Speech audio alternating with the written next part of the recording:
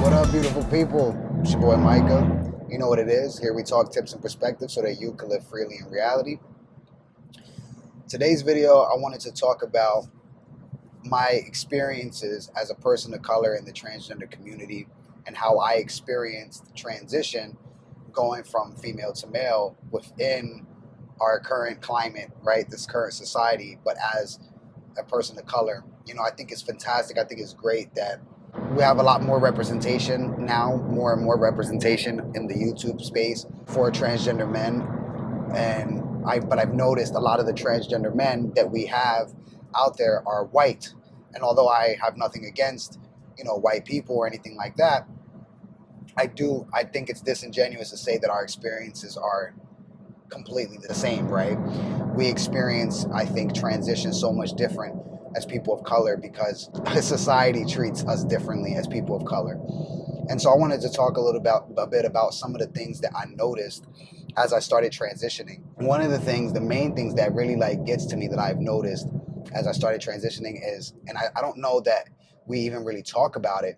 This may hit a sore spot for some people, but this is just the reality from what I see, my perception and things that I experienced as I started transitioning is that I lost privilege. When I started transitioning, was now perceived as a man, I lost privilege as a woman. And I say that because, you know, I noticed that as a woman, when I would go to certain stores or certain places, if I had to use the bathroom, right, I'd go up to the clerk or go to whoever it is in that location and say, hey, can I use the bathroom? No big deal. Yeah, here's the bathroom right here. Go use the bathroom. But as a man, I noticed that, you know, you guys know I drive a lot for a living. And I noticed that as a man, when I go to certain locations, I could be like, hey, can I use the bathroom? And it's always women that say this to me. Go pick a tree outside. Go find a tree to go pee at. Or go find a bush to go use the bathroom. And there's something about that that's so, and let me know in the comments if this resonates with you, whether you're white or a person of color. It's something so dehumanizing about that. And I've never had this told to me as a woman. Now I get you know, as men, we're seen as, okay, we can stand to pee, right? That's the general thought is you can stand to pee, you can pee anywhere you want. But why is nobody talking about the fact that that's so dehumanizing to a man? Why are you being treated as an animal that you just should go shit outside or go piss in a bush, go piss outside somewhere? You don't have the same, it's like you don't have the same, how dare you have audacity to want to use the bathroom and be in private or have some level of protection as a man to go use the bathroom in private or to be able to have the right to wash your hands after you use the bathroom. And then you're just assuming I have to pee. But really, you know, if I got to take a shit, I didn't know I had to specify, hey, can I go shit in your bathroom? No, it's just assumed that as a man, you should just go pee outside or go shit outside, go do your business outside. And there's something so, like I said, dehumanizing about that. And I never really experienced that. And I don't think it's something that a lot of men even think about. Is why is it just because you have the ability to use the bathroom anywhere, you're expected to just go use the bathroom anywhere and not have, again, that decency, that common courtesy, and that humanistic side to just go ahead and use a regular toilet like anybody else? So that was one of the things I really noticed. And then, of course, the main thing, as a person of color, I noticed that as a woman, I had privilege. Even as a minority, I still have privilege because I could go, so I'll give you an example. I got pulled over before I started transitioning and afterwards, and I'm going to talk about both of those scenarios. But when I got pulled over by the police in one instance, you know, I was doing some things I shouldn't have been doing, whatever the case may be. I get pulled over, and I didn't have my driver's license on me. And I kid you not, as a woman, I just played I was stupid. I was stupid and I'm so cute or whatever. And I was very submissive to this male officer, right? Just oh, I'm so sorry, officer. I didn't know that I had to carry my driver's license with me. You know, I was just told I could just give you my driver's license number. I didn't even think anything of it. I'm so sorry. I'll never do it again. You know, and they just poor you, poor woman, don't know anything. You know, and I think that also goes to show just our society as a whole, how it can be very misogynistic or how it can be very much that we don't see women as threats or we don't see women as smart or women as, and not me personally, but I'm just saying society as a whole, for a lot of men, they don't see women as like really knowing any better. Like they need to be constantly coddled and their handheld through a lot of it, right? But now, like even being as a minority, you know, I didn't really fear too much about my safety because I knew as a woman I would be protected. Even if I wasn't protected as a minority, I still had a better chance at being protected as a woman, right? So now transitioning and being a man of color, you know, and being perceived the way that I am, which is a man, you know, I've noticed that that shit was out the window. And it's even worse as a man who is a person of color. So I'll give you another example. You know, I got harassed in a gas station just because I had a hoodie on and walked into the gas station. Remind you, there were white men who were in the gas station who were much larger than I am, okay, with their, you know, camo hoodies on, who were not harassed or talked to or anything like that. But me, the person of color who walked inside of a gas station to fucking buy a drink, right, was vehemently harassed. What are you doing? Why are you here? Where are you coming from? And I'm like, do you like think I committed a crime or something? Like, why are you harassing me? I just came to buy an energy drink, you know. And it's like, but why do you have your hoodie on? Why are you like, what the fuck? What is your problem? What do you want? Like, I came into a fucking store to buy something. So, you know, that was one instance, you know, and I've had many other instances of being, you know, looked at as a threat, and I never really looked at it so much from a man's perspective until I started, you know, transitioning and was being seen more as a man, where I realized that like men are seen as a threat, right? And specifically men of color, we're seen as a threat. We're seen as we're criminals. We're doing something. You know, we're doing something we shouldn't be doing, even though we're just here to get something to drink or, you know, walking down the street. And now I constantly have it in the back of my mind, like with these masks and shit now. Like if I go into a store, I typically wear my shades, right? I wear my shades a lot. I have issues in my eyes. Like if the sun hurts my eyes, I know it hurts everybody's eyes, but like, you know, I just always wear my shades. It could be cloudy outside and I have to wear my shades because the light hurts my eyes. And so if I know that I'm about to walk into a store, when I put my mask on, I literally put my shades up so people can still see my eyes, can still see the half of my face, so they don't feel like I'm trying to hide my face or trying to hide something.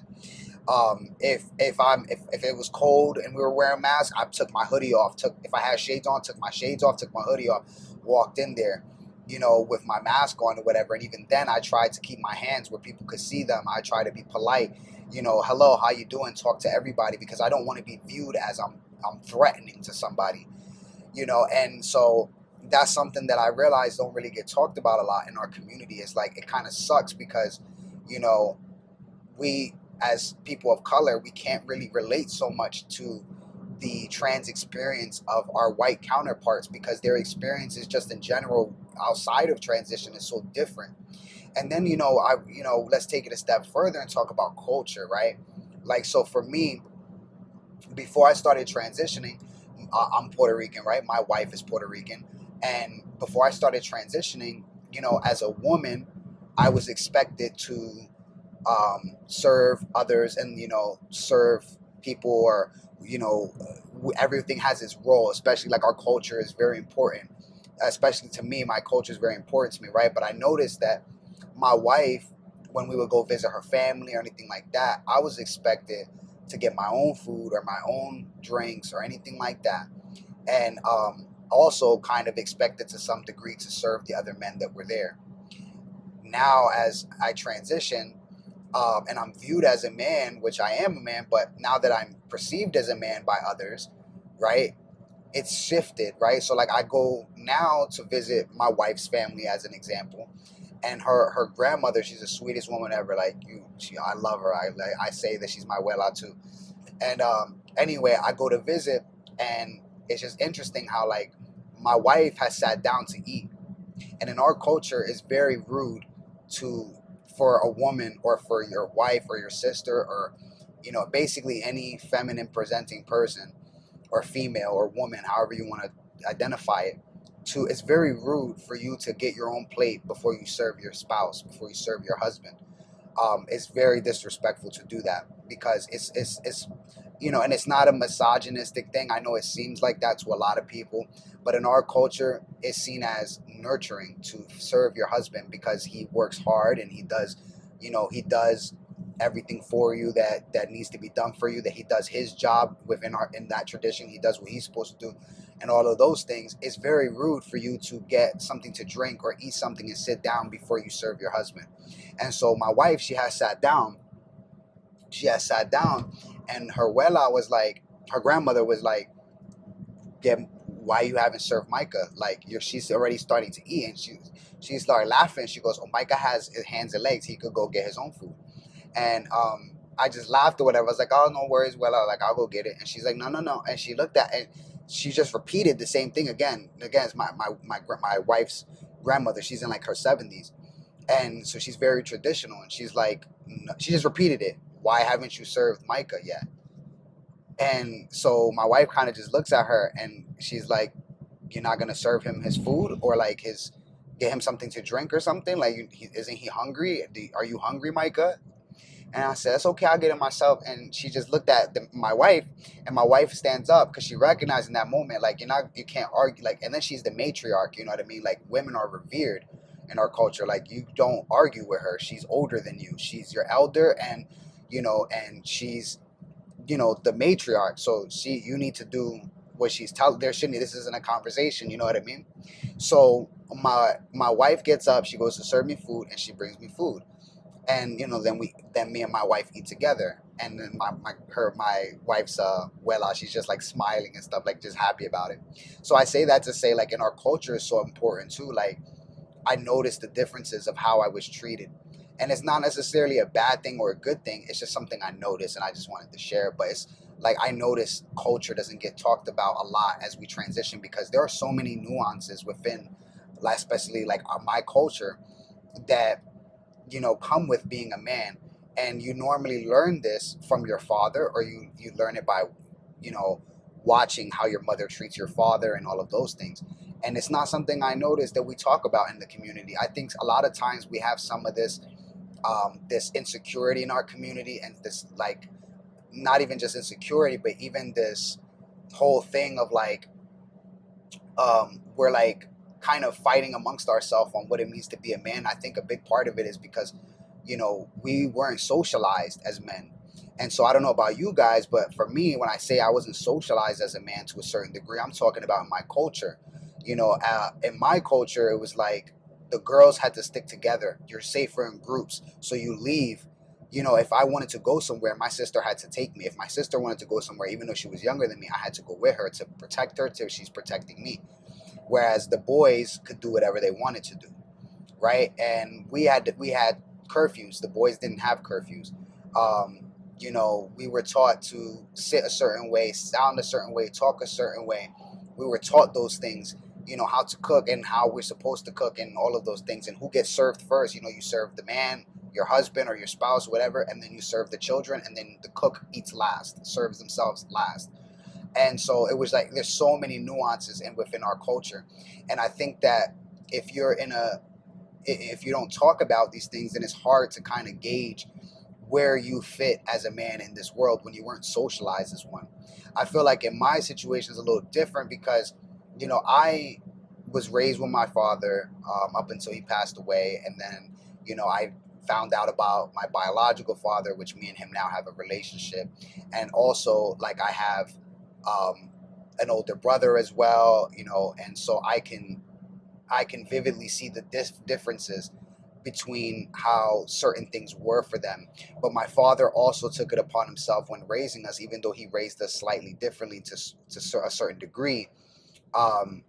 He still kind of taught us to move in the ways of which men move at the same time, if that makes sense. So it's a little easier for me, I think, to move in between what's expected of me and all of those things, because I watched my father. I watched my father with my brother. I watched, I talk to my father now. We talk about these things and what it looks like.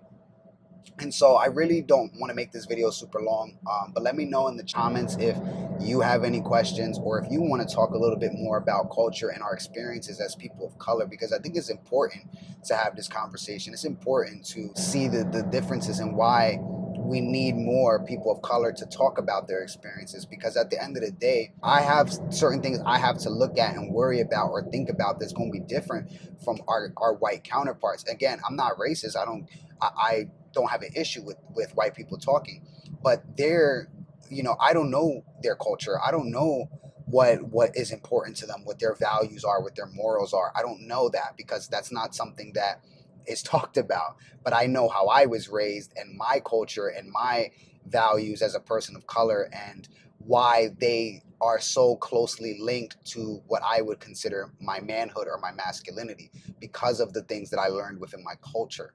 Right. And so I notice sometimes, a lot of times in the conversation is about things that us as people of color, and I've spoken to so many other trans guys who agree and think this way, is that a lot of times I see them worried about or thinking about things that I don't think about or care about, because I'm just worried about basic things like not being shot at, not being murdered, not being treated like some type of way, or not, you know, those types of things. So I think that also in my culture and people of color, we're raised to have a thick skin, to let a lot of things kind of roll off our back, you know. And sometimes it's bad, because sometimes in our culture too, and in our communities, we are taught to kind of like sweep certain things under the rug and not really talk about emotions or mental health issues. So that can be bad.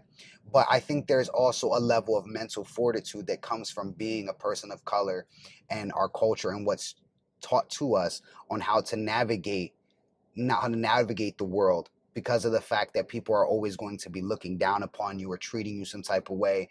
And you have to be able to have a thick skin and a strong mental fortitude to deal with that, to deal with those daily situations. You know what I mean? So I don't know. I'm sorry if I made this video kind of long, but I really just wanted to chop it up with you guys. I hope that you enjoyed it. Let me know in the comments if you want to talk more about culture and why it's important in our community, and how it feels to be a minority within a minority.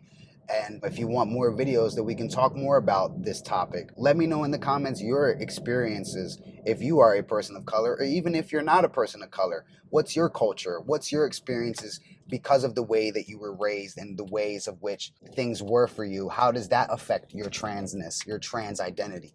Let me know in the comments. I want to know. I want to talk to you. And I'll see y'all in the next video. Peace.